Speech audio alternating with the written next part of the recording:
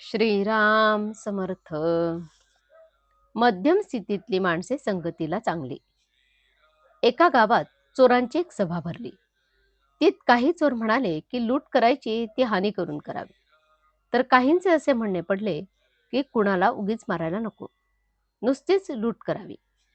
पण लूट करावी असे सर्वांचेच ध्येय होते. तसे आपले होते.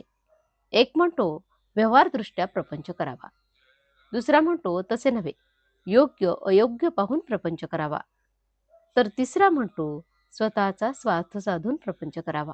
परंतु देवाचे अधिष्ठान ठेवून प्रपंच करावा असे कोणीच म्हणत नाही.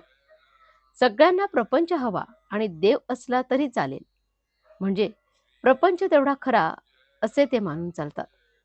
देवाविषयी मात्र त्यांच्या मनात संशय असतो. वृत्ती कितीही अस्थिर असलेली त्यांना चालते. दारू पिऊन बेहोश झालेला माणूस मनाला येईल ते गाणे गातो.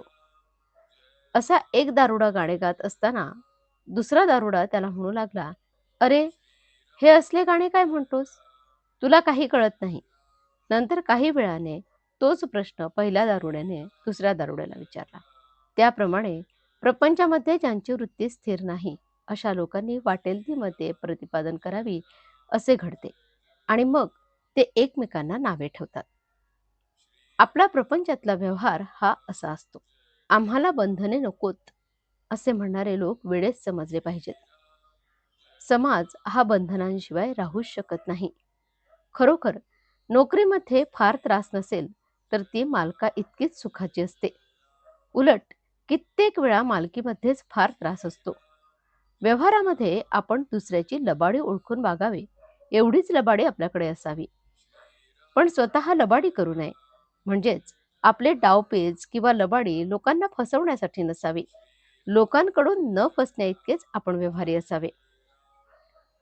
व्यवहाराच्या दृष्टीने बघितले तर मला मध्यम स्थितीतली माणसे जास्त भेटली. ती व्यवहाराला आणि संगतीला फार चांगली असतात, कारण ती सर्व बाजूंनी मध्यम असतात.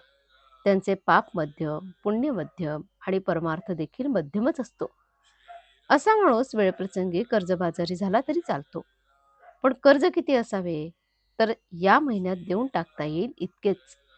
आजचे बोधवचन: नीतिधर्माचे आचरण ठेवता यावे, मुलाबाळांचे रक्षण करता यावे, अब्रूने जगता यावे. इतका पैसा जवळ असला की तो मनुष्य श्रीमंत समजावा. जानकी जीवन स्मरण. जय जय राम. श्रीराम समर्थ.